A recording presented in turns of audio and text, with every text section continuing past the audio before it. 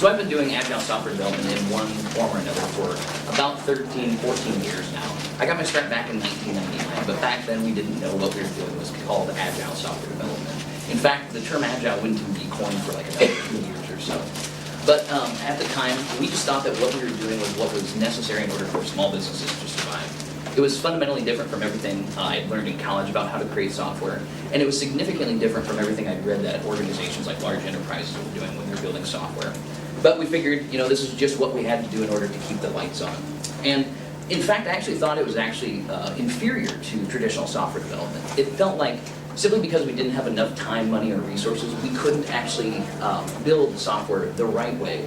So we had to cut corners. We didn't have time for comprehensive documentation, so we just had to get the documentation integrated into the code, essentially, or write the code. And we didn't have time to wait a year or two to release the software. We had to get something out there right away so we could start making money and keep the lights on in the building, essentially. And so, luckily for us, this worked extremely well, and lucky for the industry, this whole Agile thing has kind of taken off. So fast forward 15 years or so later, and essentially we've got, I think, roughly 80+% of all projects are being done as Agile software projects now. And I've learned a lot about Agile over the years. I've read a lot of books on Agile, listened to the experts. I've had some really good coaches over the time. And then by practicing Agile practices on a daily basis, you learn quite a bit. And over the time, I've also learned a lot of the things that I think lead to why Agile is so successful. And it's interesting, though, that these ideas didn't come from like Agile sources. Most of these ideas came from the other fields of study, things I was studying in college, like economics and psychology and computer science. And I think it's important to understand why Agile is successful, because if you're doing Agile software development, it's inevitable that you'll run into a situation that isn't covered by the Scrum guide, or isn't even considered in the Agile manifesto. And you'll have to make a decision, and you would hope that that decision goes in accord with the kind of the spirit of Agile. So hopefully you'll get the same kind of success that the Agile methodologies would produce from that. And this leads me to the purpose of the presentation today. My purpose is to attempt to explain why Agile processes or practices work the way they do, by pulling insight from fields including economics, psychology, and various fields of science, things of interest to computer scientists typically. And due to limited time, we're just going to cover the top 7 ideas, because there's a whole lot of ideas, but we only have enough time to cover a few. And these are going to be ideas that are not typically covered in your traditional Agile 101 presentation. They're either ideas that are difficult to understand, or they're not well understood by people in the industry, or they require a synthesis of ideas from multiple disciplines. So we're going to focus on those things. In addition, I think it's also important to let you guys know what we're not going to cover today, because I don't want to waste anyone's time. And if this presentation isn't going to be of value to you, I have no problem if you decide to do something else with your next hour and 15 minutes. I wouldn't want to waste my time either. So we will not be covering the basic introduction to Agile. There's other presentations you can go for that. In fact, I give intro to Agile presentations every now and then. We're not going to be covering basic or obvious explanations for the success of Agile. You can get that stuff from those Agile 101 presentations as well. And on the other end of the spectrum, we're not going to be providing some kind of comprehensive theory of the success of Agile. We're just going to pick and choose some of these ideas that I think are key and I think would be of a lot of interest or value to you. And should this session be 200 level? Well, maybe. I kind of built in a quick review of Agile in the event that people are interested in just getting a quick review, so we're all on the same page and know what we're talking about with regard to these different Agile methodologies and stuff. But if you guys, we'll kind of do a majority vote, and if you guys are not interested in that, we can just skip over it as well. So as an overview of what we're going to cover today, we'll do that quick review if you guys are interested, and then we'll move into a concept referred to as the world after midnight. Then talk about inverted constraints, prioritizing value, embracing change, self-organization, efficient communication, and then feedback. Okay, quick show of hands. Who is interested in a brief review of Agile? Okay.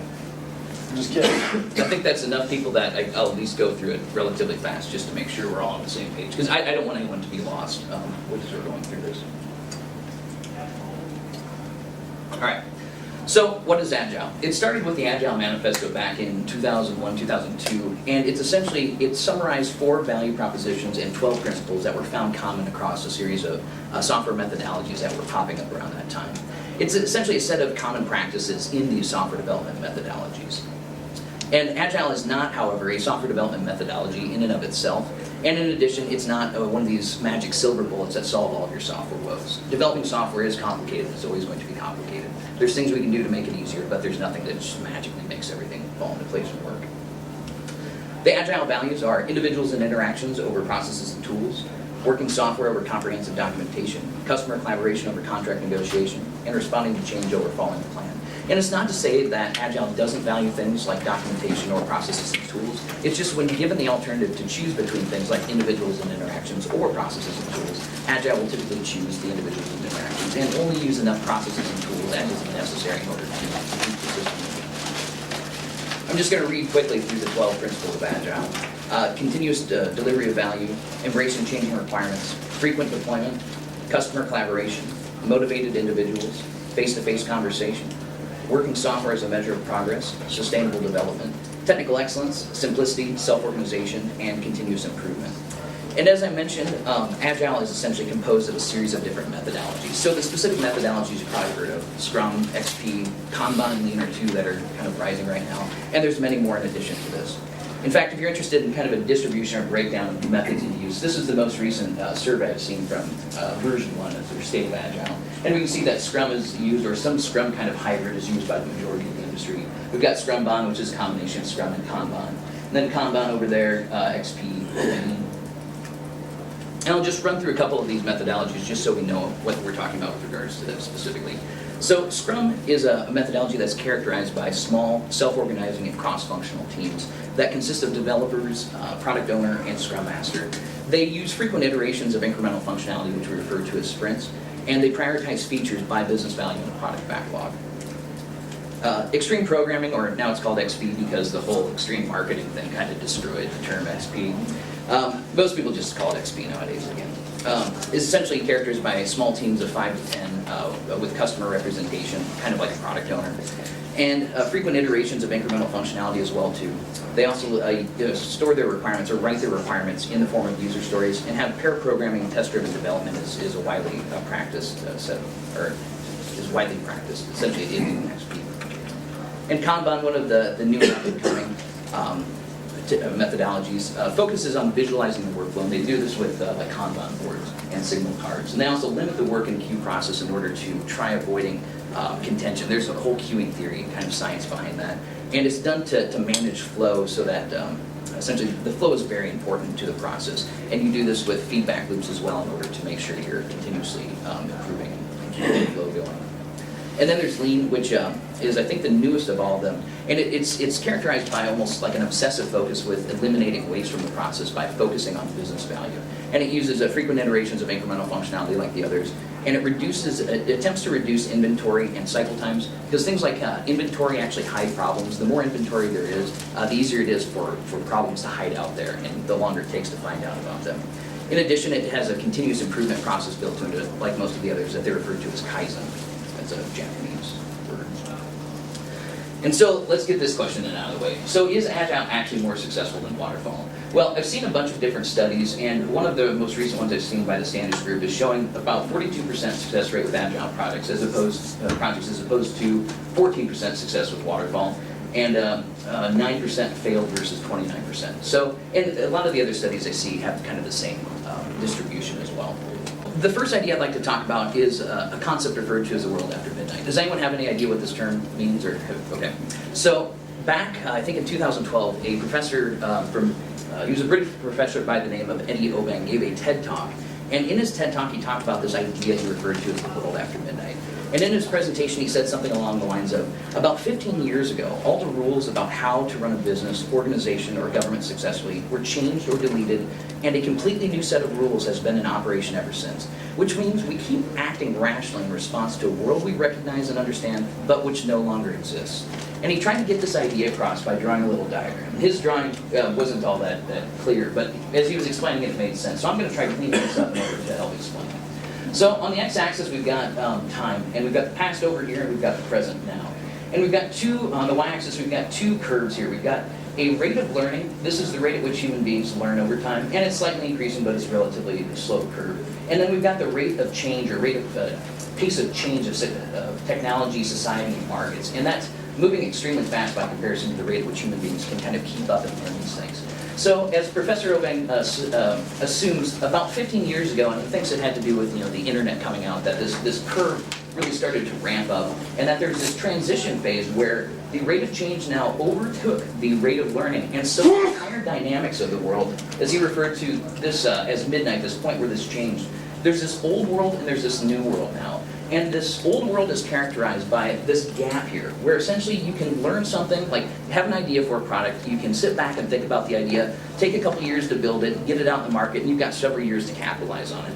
However, if the markets are changing faster than you can learn things, the entire dynamics of the system are changed, so you can no longer just sit back and like figure things out and have time to build a product. You have to get something out immediately, start getting feedback, and roll with the punches. Because by the time your product is actually out to market, the markets may have changed, people's opinions about things may have changed. Even thinking about a cell phone, like the amount of time it takes to build a cell phone, but the cell phone technology from 5 years ago, radically different than the cell phone technology from today. So you have to be building these things in entirely different ways.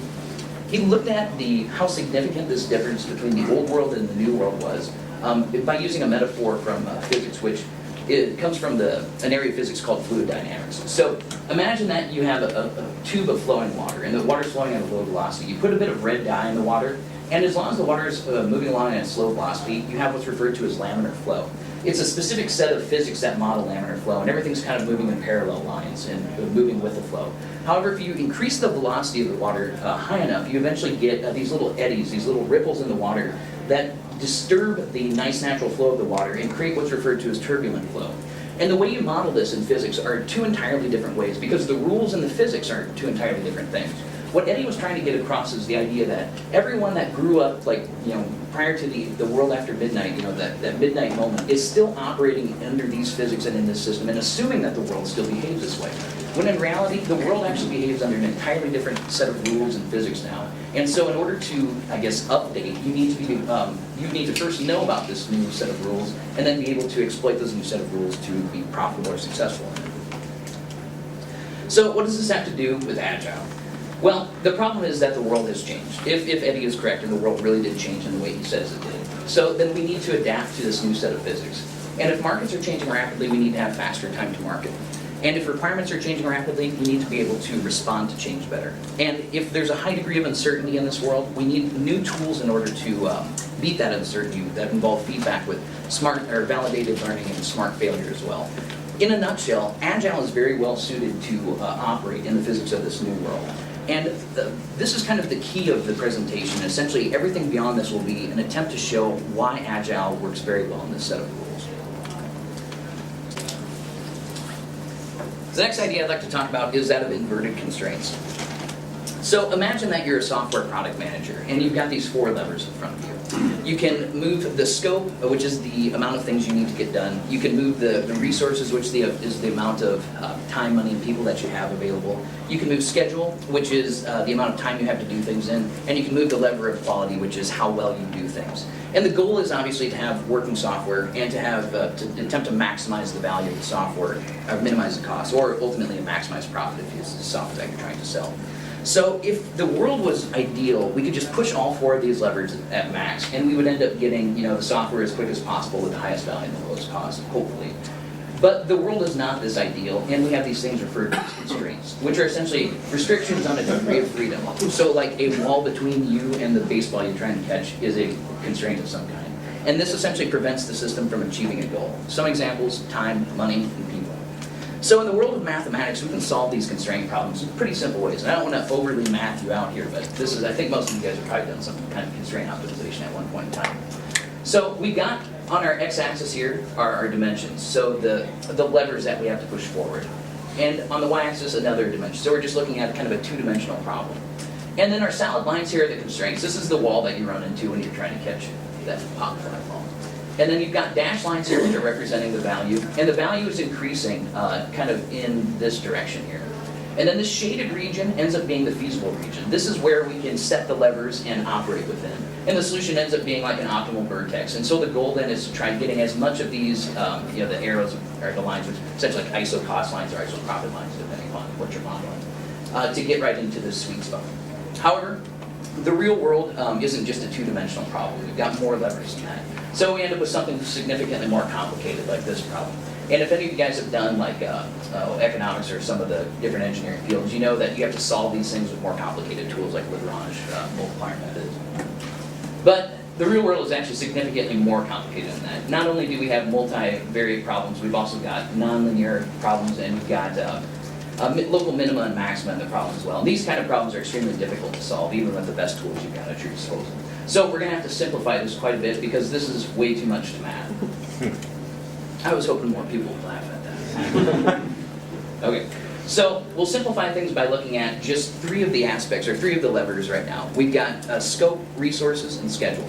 So in the waterfall world, we fix the scope and we estimate the resources and the schedule. So by fixing scope, what we're saying is we've got this much stuff we have to do. This is what the project is. We just have to build all of this stuff. And then we estimate resources. We say, well, given all the stuff we have to do, we're going to assume that it's going to take 50 developers to do it. And then we estimate the schedule, and it'll probably take us a year to do that. So either we could increase it to 100 developers and have it take half the time, or we could double the time and have less developers. And this is typically the way that the constraints operate in the project manager's mind in the waterfall world. And what typically happens on waterfall projects, at least that I've seen and read from different literature, is that someone will try fixing more constraints than just scope. And so they'll also try fixing resources. And they'll say, well, we've got to get all this stuff done, but we don't have enough money to do it, so we're going to have to do it with X number of developers. And then someone might even come along and say, well, and we just don't have the time to do it either, so we're going to have to fix the scope as well, or the schedule. It's got to be done by this date. And essentially, when you fix all 3 of these constraints, the only thing left variable is quality. And essentially, then quality goes down the tubes, and developer satisfaction stuff goes down with that as well. Because as you're cutting, or you're creating technical debt by cutting your quality, you're reducing your overall velocity, and this stuff's eventually going to catch up with you. In the Agile world, on the other hand, we invert what's referred to as the iron triangle of project management and create what's known as the elastic triangle of Agile project management. So rather than fixing scope and estimating resources and schedule, instead the Agile world fixes resources and schedule and estimates scope. So by fixing resources, we have limited teams. We can only have 7 plus or minus 2 people, or 6 plus or minus 3, depending upon who you talk to. So we have to have these small teams and a small quantity of resources. In addition, we're fixing schedules. So we're saying that every 2 weeks we're going to be releasing new software. That's the given. We're just always going to be releasing software every 2 weeks, or 3 weeks, or 4 weeks, depending upon how long your sprints are, or iterations are. And then we're going to estimate scope. So given the amount of people we have to do this with, or the amount of resources we have to do this with, and given that we're going to be releasing software every 2 weeks, how much stuff do we think we can get done in this 2-week period? And then based upon that, we can either produce a bit more software than we anticipated, or we end up producing a bit less software. But this gives us a bit of wiggle room in terms of quality, because that way we can actually build quality into the product. And when you do that, the idea is that it will end up increasing your overall velocity, and you won't be paying the heavy cost of technical debt as you go along with the product. Because essentially, if you want to go fast, you've got to have quality. Man, you guys aren't laughing. Is this not funny enough? Should I add more humor to it, or is my humor just not good? I don't think it's your fault. I don't have a sense of humor. Oh, okay. It must be the entire room, maybe. I don't know. My girlfriend thought it was hilarious, so she really likes, what's his name? Back. All right, the third idea we're going to talk about is prioritizing value. And in order to talk about this, we're going to have a quick lesson in economics. How many of you guys have taken classes in economics? Okay, a couple people? Cool. All right, so the first idea we're going to talk about is return on investment, then the Pareto Principle, and end with opportunity cost. So first, return on investment. This is the idea, actually it's modeled mathematically by the value that you're getting from something, or the revenue you're getting from something, minus the cost, and then divide that by the cost. So essentially, if you figure these things out and you have a high return on investment, you've gotten a lot of value out of what you put into something, or what you paid into something. If you have low return on investment, you're still getting something out of it, but not as much as with a high return. And if you have negative returns on investment, essentially you've lost money over the time of your investment. And a typical return curve for an investment, imagine you have a business or you're investing in a project, you're going to be putting money into it and you're not going to be getting a whole lot of value out of it while the business is growing. But eventually it'll continue growing until the point you break even, where you've gotten as much value out of it as you've put into it cost-wise. So whether this value is actually revenue or whether it's some kind of other business value. Once you get beyond the break-even point, essentially you're kind of in the positive zone. Eventually when you break even with all of the costs, and you essentially have a higher return on investment, provided that the investment goes well. And each feature has a return on investment as well. So there's a cost to develop a feature, and there's a value to the business that you're getting out of the feature. And the goal with any software project then is to essentially maximize your return on investment. The second idea we need to talk about is the Pareto Principle. It's referred to as the 80-20 rule in kind of pop literature. The idea is that in some systems that are modeled by power law functions, essentially 80% of the effects of the system are derived from 20% of the causes. And so if you look at a power law function here, you can see here's that 20% of the inputs that are producing 80% of the outputs, and 80% of the inputs producing 20% of the outputs. And we can see it a little better here by the 20% leading to the 80% of output and 80% to the 20%. And there's a lot of systems in the world that are modeled by power law functions. So one of those systems is software feature usage. When you're building software, and we have empirical evidence to kind of back this up as well, essentially 20% of the features are producing roughly 80% of the value. And this is with traditional software development. So here's some data from the Standish group that shows we've got software features that are always used 7%, software features that are used often is 13. And if you sum this up, we end up with about 20% of the features that are producing essentially 80% of the value. Same thing with the rest, or the opposite thing essentially with the rest of this. So this sums up to 80%, and it's only producing about 20% of the value of the system.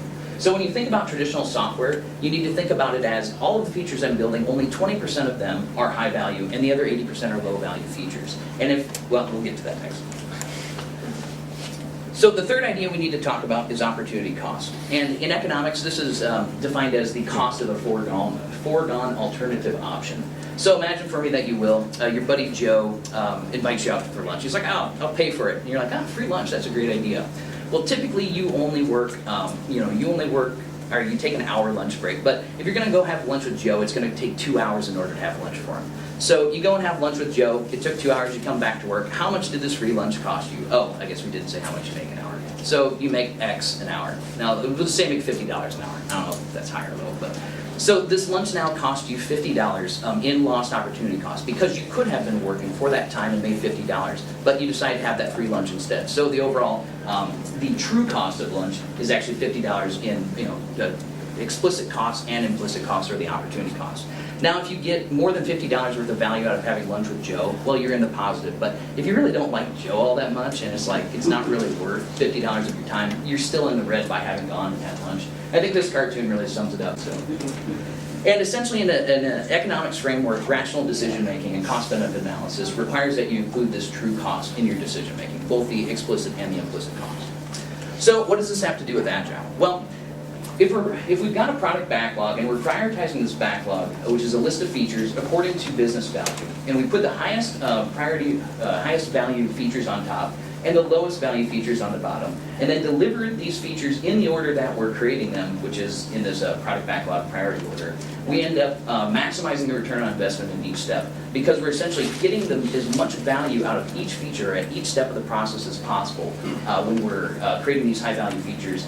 And it's also going to follow the 80-20 rule. So essentially we're going to build the 20% of the features that are the highest value first, and then not have to drag that 80% of the features through the entire development cycle. Because the drag that 80% of low value features has on the overall development is huge, and you don't want to have to carry that with you through software development. In addition, it recognizes opportunity costs. So we're recognizing that this feature up here is worth a lot more to us than this feature down here. So when we're building, say for example, we're building feature number 99 and it's only offering us like 1 unit of value versus feature 1, which is offering us 100 units of value. The foregone opportunity cost by spending time building this feature as opposed to this one over the entire lifetime of the project is we've essentially lost that value. So the economics of this product backlog prioritization I think are relatively solid, at least given everything they taught me in economics. And all of this combined ends up producing a value over time curve that is very appealing to the Agile process. So with what we've got time on the x-axis here, and we've got value of the software, which you could also kind of look at this as return on investment if you're normalizing the cost out of it. And over time with a waterfall project, essentially you're getting low value return from the system until towards the end when you get the release out there and now you're actually deriving value from the software that you've got working, but you're paying the cost over time. With Agile software development, however, we're getting the software out there right away, and we're starting to get value from it. So if you're building a product and you put it out in the market, and you're starting to make revenue off of it right away. That revenue is providing value over the entire lifetime of the project. And it's going to increase the value that we're getting faster because we're releasing the software features right away. And essentially what you end up doing is looking at the cumulative value that you're getting. You can sum up the area under this curve over time, and that's going to be the cumulative value that you've gotten out of the system. And you can see that the Agile's cumulative value is huge by comparison to the value you're getting out of Waterfall while you're developing the product. And the third idea we're going to talk about is embracing change. How's everything going? You guys, like, is everyone keeping up? Like it so far? Okay, cool. All right, embracing change. So Waterfall operates under this assumption that everything will go according to plan. The Waterfall product manager has this idea at the start that you're just going to kind of march along and you're going to end up at this finish and everything's going to fit together nice and neat and everybody will go home happy. But the reality of plans doesn't look like this. It looks something more like this. You know, you start the project and you go along and you realize your initial assumptions were incorrect, so you got to backtrack a little bit to fix those requirements issues. You move further forward and all of a sudden you realize that the technology you're basing the entire application on has been changed or doesn't work. So now you got to backtrack and build an entire new core technology or build on a new core technology. And you move forward and then the project manager decides to quit, so now you've got to backtrack up and figure all that stuff back out. And if you're lucky enough to actually make it to the finish line there, you've typically created an additional about 4 times the length of the path to get there, if you actually get there, because sometimes they'll probably cut the project here when you're already twice over budget. And sometimes you'll end up way down here when you realize that the market's changed and everything that we were doing wasn't even appropriate or is completely obsolete and out of date now. And this is because Waterfall is working under a few key assumptions. It's assuming that users actually know what they want. How many of you guys have users that actually know what they want? I was hoping that at least one person would raise their hand because I want to start working for that company. They think they know what they want. Yeah. And even when you show users like features sometimes, they still don't know if they want it or not, but over time you eventually can tease that out. In addition, Waterfall also assumes that markets will not change during development. So if it's going to take 6 years to develop this product, it doesn't really consider that, well, what if all of a sudden technology is radically different 3 years from now? And like what you're building is completely obsolete by the time you actually release it. In fact, I was going to tell a really good story about the Safeguard missile defense system that was built in the United States back during the Cold War, but it takes too long to tell the story. Look it up, it's actually quite interesting. Yeah, same kind of thing, like the Star Wars Defense Initiative. In addition, Waterfall assumes that there's nothing new or unknown, so nothing that needs to be figured out while you're developing the product. And that's never true. There's always some kind of novel concept. Unless you're rebuilding an ATM machine from, like spec or whatever, there's always going to be something new. In addition, Waterfall assumes that technology is stable and mature, and there's typically always some kind of like new thing, like technology-wise, that hasn't been totally figured out. In my head, entity framework comes up because we had to do all sorts of things that we weren't expecting coming from an hibernate world when we went to entity framework. And it also assumes that all of the pieces will kind of magically fit together at the end. And they really don't. Anyone that's seen like late integration on projects knows that pieces just don't fit together the way you anticipated when you were building it. So the reality is that requirements are not stable. And something I heard recently that I just had to add to this slide is that requirements are just assumptions. And now seriously, think about this for a bit. So when a person writes down a requirement in a document, it's actually just an assumption about what they think the user needs. Until this assumption is actually validated, it's just an assumption. So always think about that when you read these requirements. They're like, the system shall do such and such. It's like, no, it's shall. It's just, I assume that the system is going to be, needs to do such and such. And speaking of things that don't go according to plan, let's talk about software defects. So some of you may have seen this graph before. This is a relatively old one from Barry Bohan. I think he came up with it back in the 1980s when he was doing a bunch of empirical research on software development. So on the x-axis here, we have the phase of software development starting with requirements and ending up with production. And on the y-axis, we have the relative cost to fix a defect in the software. So if we create a defect in the requirements and we fix this defect in the requirements, it'll have a relative cost or unit cost of 1. When we get into the design phase, the cost of fixing this bug is now increased by a factor of 5. If we get into coding, it's up by a factor of 10. Developer testing, a factor of 20. Acceptance testing, a factor of 50. And by the time this requirements bug makes it to production, the cost is over 150 times what it was to fix it if we just caught it in the requirements phase. And that ends up being huge. That's what's referred to as a super linear curve. I can't say it's quite exponential because it's not, but it's at least beyond the linear curve. And some of the other industry experts have seen the same thing. Steve McConnell, one of Microsoft's gurus, saw the same thing. And Scott Ambler, I think he's at IBM, he's an Agile guy. He has the same kind of information as well. So in the waterfall world, we have different ways to catch these defects, but all of these things kind of happen late in the game. So we can find a defect in the review or inspection, find programming defects by traditional system testing, design defects, and requirements defects, but they're all happening kind of high up on the curve, so the cost to change them at this point in time is relatively high. In the Agile world, however, we have a whole bunch of short-circuiting mechanisms, like feedback loops that allow us to catch these defects very early on when the cost is still extremely low. So by doing pair programming, we find all sorts of defects. Continuous integration finds integration defects. Test-driven development finds defects. Requirements or design defects can be found with active stakeholder participation because you're actually seeing, is this the software you actually need or this requirement that you said? And requirements or design defects found through whiteboarding. And then defects found through independent parallel testing, in addition to all of the other things that the waterfall world has at its disposal. So we're able to find these defects significantly faster. In addition to being able to find the defects faster, there's also kind of anecdotal evidence from some of the Agile experts that the cost of change curve is actually flatter than it is in the waterfall world. And they assume that this is because of doing things like with test-driven development and continuous refactoring, the software is significantly more flexible and adaptable and responds to change a lot easier. In addition, by having kind of individuals and interactions allows us to make these design decisions or design changes without a whole lot of baggage. And by not having that comprehensive documentation, we don't have to drag those changes, or we're essentially running light by comparison to the waterfall method. And this ultimately leads to a significantly higher adaptability over time. So on the x-axis we've got time, y-axis ability to respond to change. And in waterfall, we start making these decisions early on, and we're kind of committed to them because as we're building them out, there's not really a whole lot we can do to change them without a whole lot of rework, essentially. Whereas in the Agile world, we have a significantly higher ability to adapt, essentially, to these changes. It doesn't take as much effort in order to respond to change in Agile.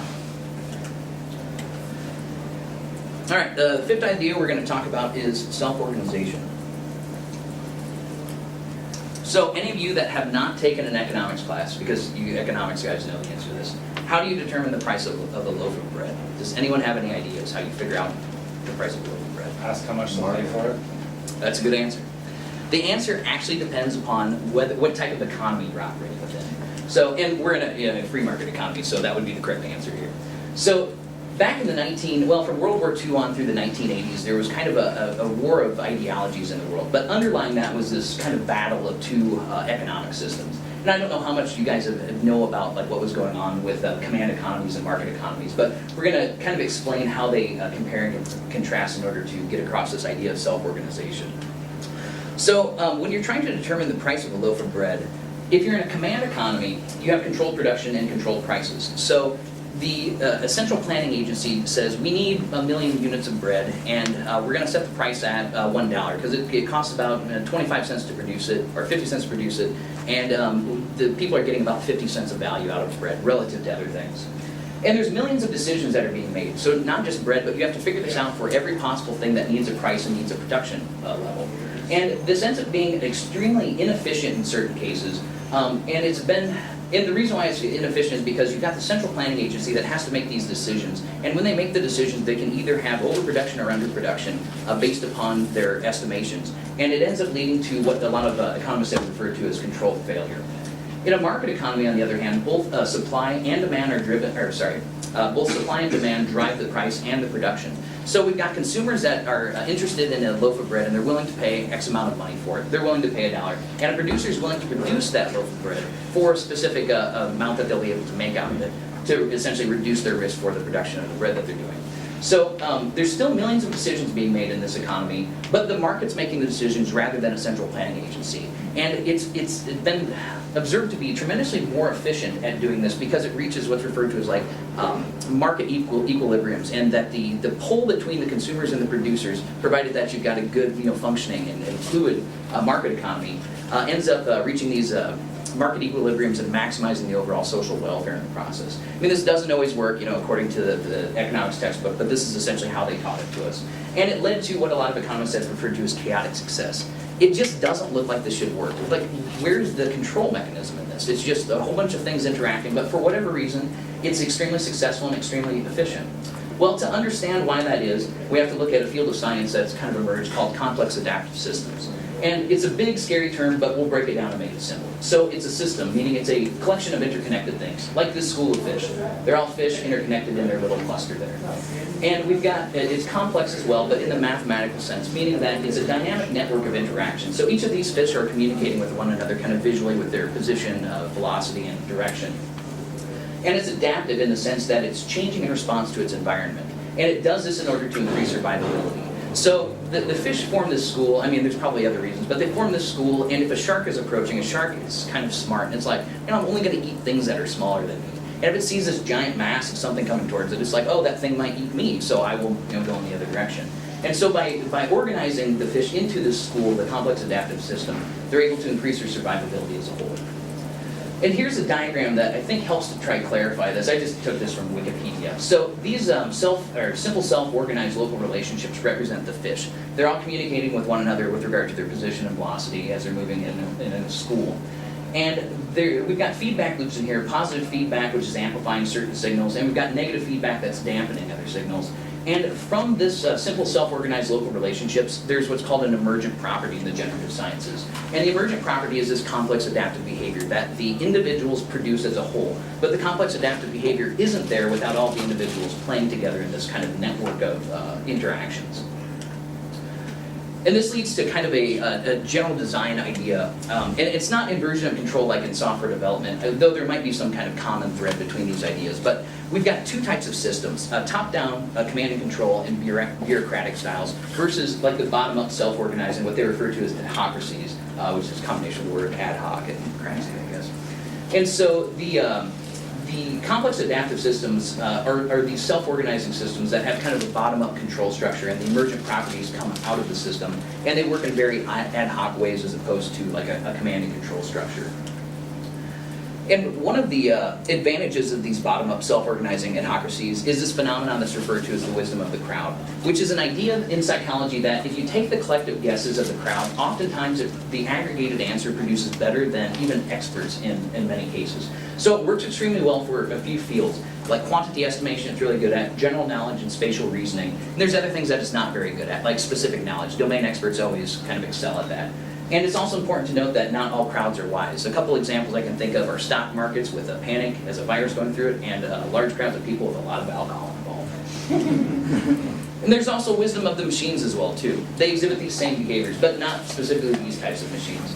The types of machines I'm talking about are the types that I studied at Iowa State when I was doing machine learning there. So there's a type of machine learning referred to as ensemble learning, where instead of making a really smart, like individual algorithm, we make a whole bunch of weak learners, or essentially average Joe kind of machine learning algorithms. And these average Joe algorithms, as long as they produce better than random guesses, we can actually aggregate the values and produce better values overall. And one of the projects I specifically worked on was this. We were using random forest classifiers in order to categorize human activity recognition using the accelerometer and stuff of the smartphone, so it can tell like whether you're walking, standing, whatever. And what you'll see is that we've got on the x-axis the number of decision trees which compose the random forest, and we've got the error rate here on the y-axis. So even even by adding just a few of these aggregated answers together, we end up with significantly lower error rates overall. So by the time we get to about 50 of these decision trees, we've kind of maxed out the accuracy of the system essentially. As you can see, we're getting, well, I was getting with my stuff, better than 95%. And if you did this really well, you could get significantly better for this activity recognition. Ultimately, even by adding a few people to the decision-making process, the answers that you get are significantly better, or your error rate is significantly reduced compared to even having an individual expert, or like an architect making the decisions instead of having the team make the decisions. So what does this have to do with Agile? Well, Agile teams are self-organizing. They don't have the same kind of command and control structure. In addition, they use this kind of inversion of the control structure. They have their control inverted so that they have bottom-up versus the top-down kind of organization system. In addition, they exhibit the efficiencies of complex adaptive systems, and they exhibit the wisdom of the crowd too. So they're able to make better decisions in aggregate than the individuals oftentimes. And this is really good to leverage this power of the wisdom of the crowds with your Agile teams. The sixth idea we're going to talk about is that of efficient communication. Okay, so the cost of poor communication and miscommunication in the business world is enormous, but it's really tough to quantify. And it's also a hidden cost too. It doesn't just sit on your profit and loss statement. You can't look at the P&L and be like, oh wow, we lost a tremendous amount of revenue, or a tremendous amount of money from miscommunication and the inefficiencies in our collaboration. But this expense is extremely real. How many of you guys have actually got it? It took me a while. That's clever. And there have been some attempts to try quantifying like how much it actually costs businesses, enterprises with miscommunication and inefficient or poor communication. And what the most recent estimate I saw, which was a study from 2009 by SIS Marketing Research, found that on average they estimated organizations that had, I think it was over 100 employees, were losing something like 17.5 hours per person per week in miscommunication and ineffective communication. The top 5 issues they identified were waiting for information. Think about any time you have to wait for your boss to tell you what to do next, or you have to wait for the requirements from the analyst, or even wait for the other developer to check in his code so you can do something. Unwanted communication or noise, all the emails that you get in your inbox that have absolutely nothing to do with your project or even your job, but you still have to get them because that's the way the corporation works. And all of the unwanted noise from like environmental factors. So if you've ever heard of software developers that were in shops where they had like the salespeople sitting next to the developers, just around the corner, and they're just listening to these sales conversations all day, which is totally destroying their ability to focus. It's terribly inefficient. In addition, inefficient coordination amongst team members. So trying to get all of these people that are kind of spread out in their cubicles across the building because they're in different departments to coordinate is really difficult. In addition to barriers of collaboration. So when you need to collaborate, you have to reserve, an office or reserve a meeting room, set up the projector, get ready to go. And then, well, now that we're in here, we probably better just use the entire hour. So you end up wasting an hour when it could have just taken 5 minutes to come to a consensus. And then dealing with customer complaints. And a lot of these customer complaints are the result of miscommunication, like claiming you have 100% beef, chicken nuggets, or whatever that was. So when you look at this visually, I mean, it's huge. This amount of time that's wasted. This is almost half of a knowledge worker's time is wasted each week with unproductive work, essentially wasted time on poor communication.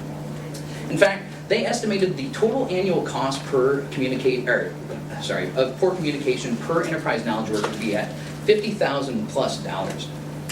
So how is this different in Agile?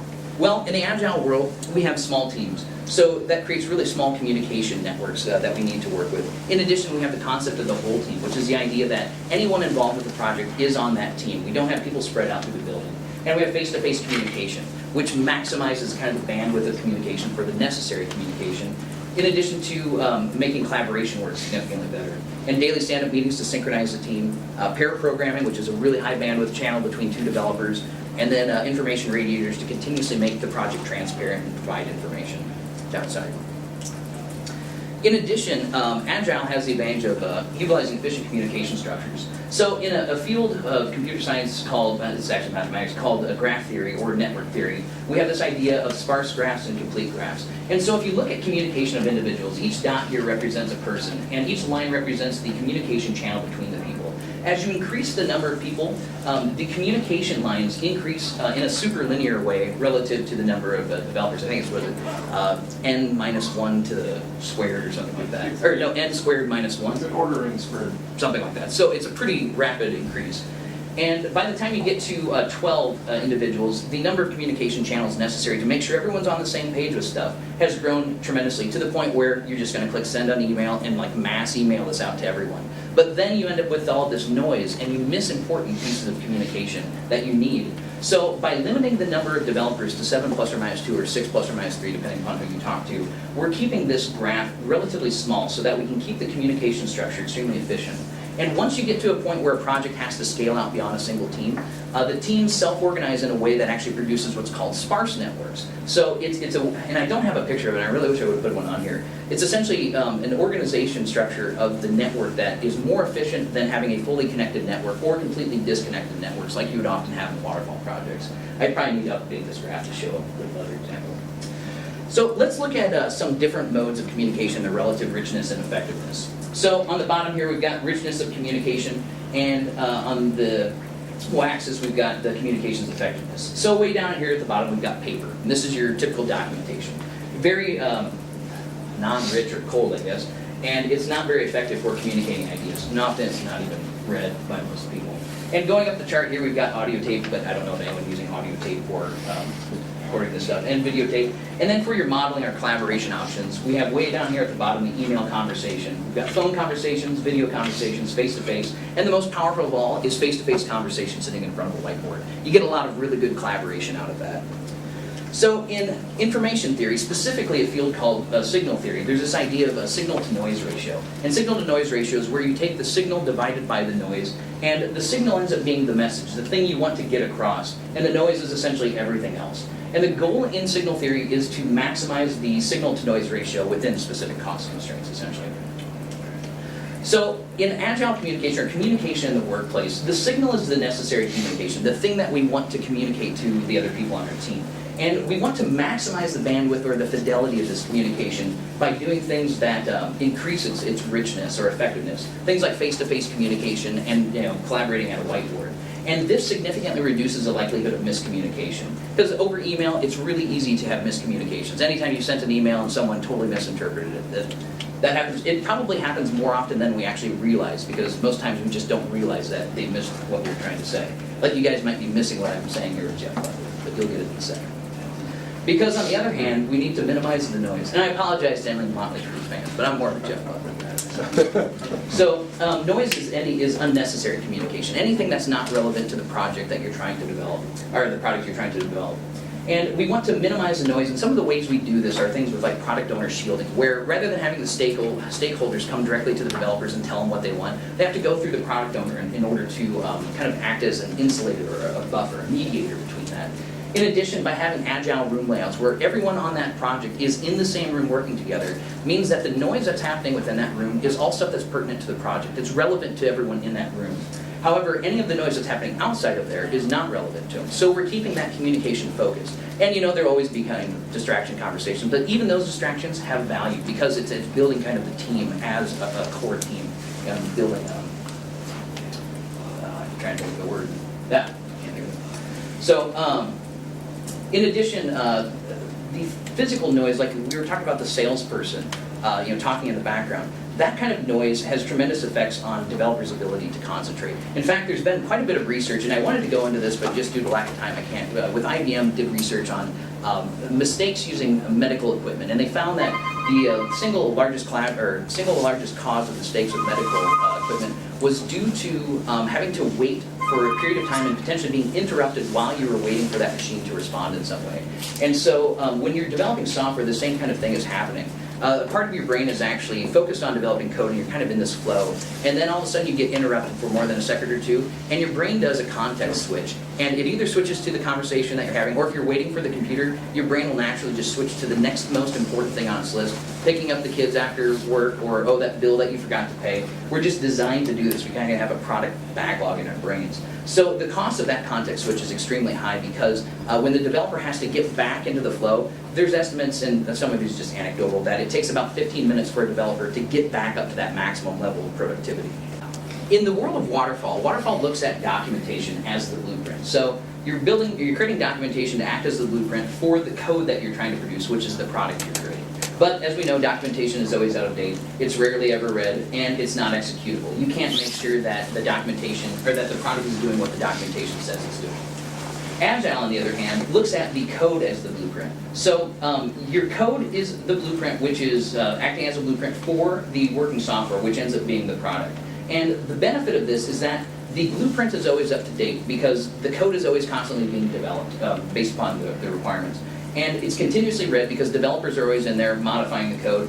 And if you're doing TDD or behavior-driven development or design, you can make these specifications executable. So the blueprint can essentially be verifying that the software is doing what it's supposed to be doing, and vice versa. In addition, we have quite a bit of more visibility on Agile projects than on Waterfall projects. So in the way, let's just take a look at this here first. So on the x-axis, we've got our time and across the project and visibility on the y-axis. And in typical Waterfall projects, what you see is that the visibility kind of drops off here right away. Like people are interacting and collaborating when the projects start and they have the kickoff meeting. And then eventually goes down to the middle while everybody goes off into their own corners and works on their individual pieces. And as you get towards the end of the product, you have to start integrating, and communication collaboration kind of ramps up until you get to the end and you're sitting in a meeting and either the project was successful or you're looking for another job, I guess. On the Agile world, on the other hand, we can't hide these problems for that long.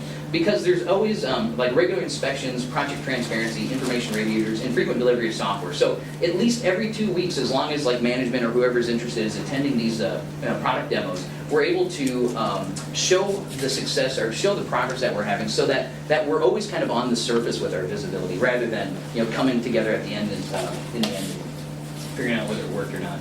And one last thing I want to talk about with regard to communication is this idea of metrics, the way you measure how well software developers are doing or knowledge workers are doing. And this is based upon traditional cost accounting, which was originally designed to manage workers and machines and assembly line production processes. But it's since been applied to software developers and knowledge workers. And the goal of cost accounting is cost reduction, and it looks at labor as a variable cost. So if we're making 100 widgets and we need to make 200 widgets, let's just increase, double the number of developers and double the number of machines, and we can essentially produce twice as much.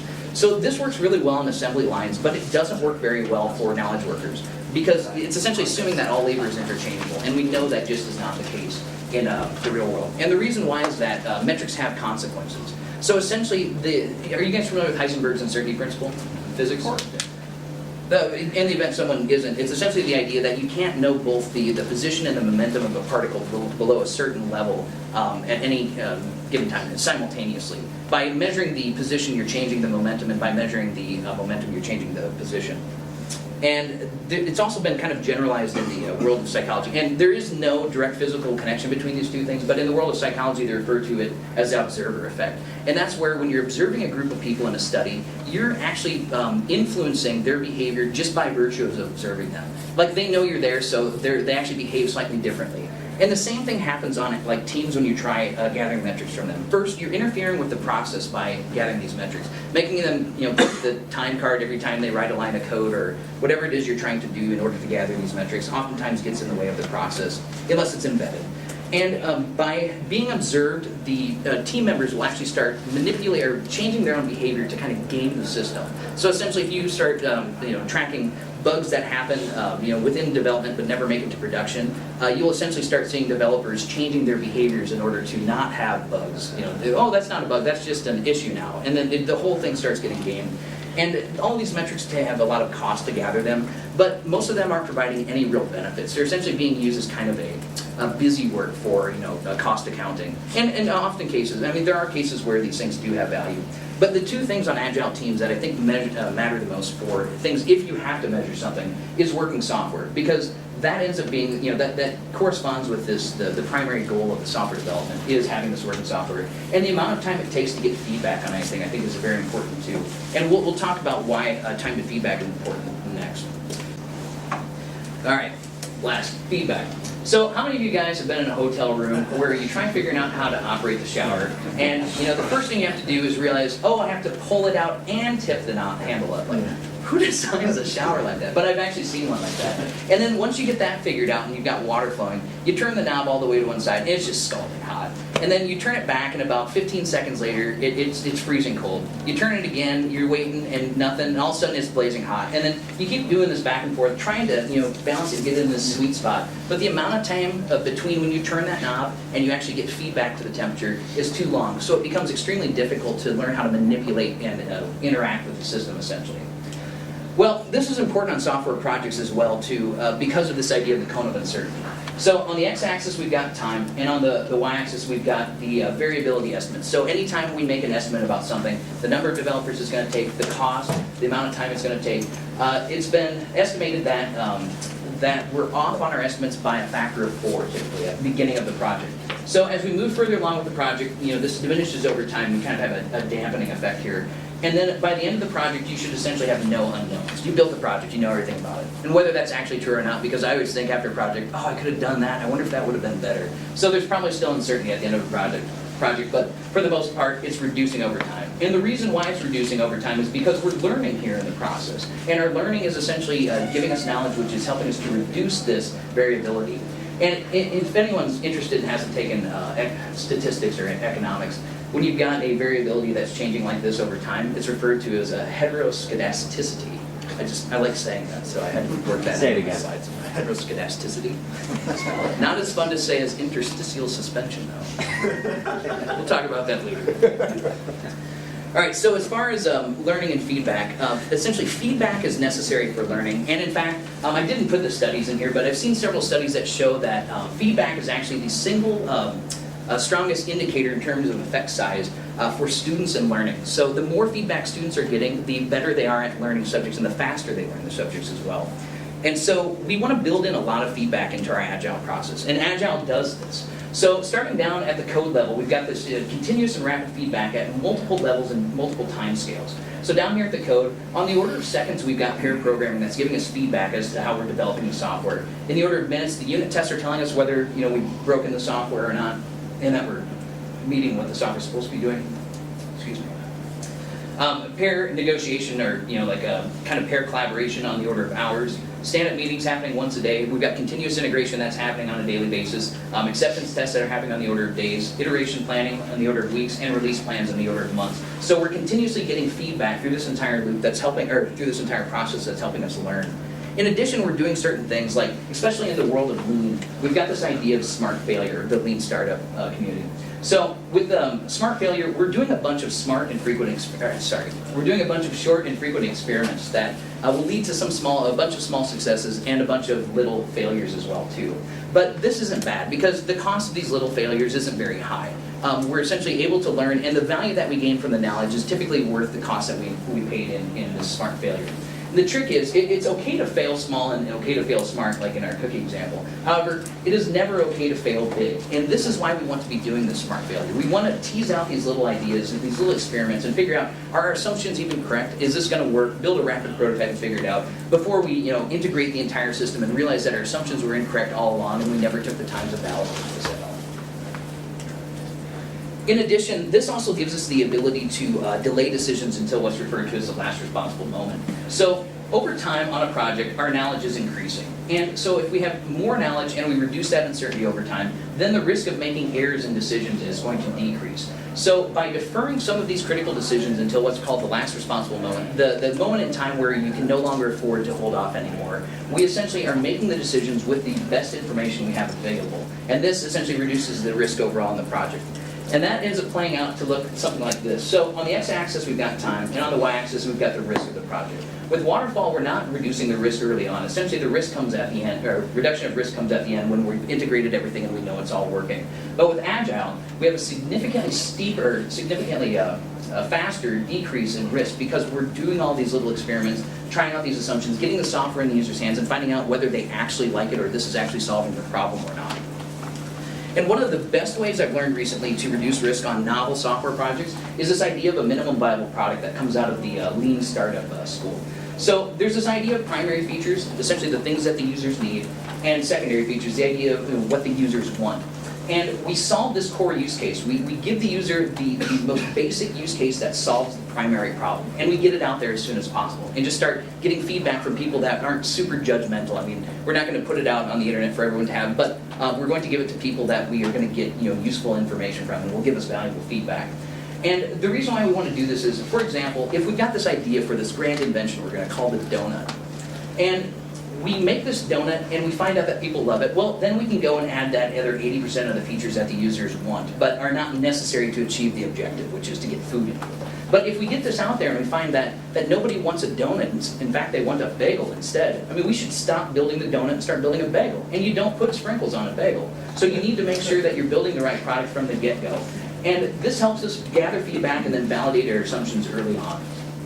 And it also helps us know when to pivot, because when you find out that you actually need to build a bagel instead of a donut, you have to change course. And if you pivot earlier rather than later, you're reducing the cost to change overall. There's no sense continuing building out the donut when that's not what people want.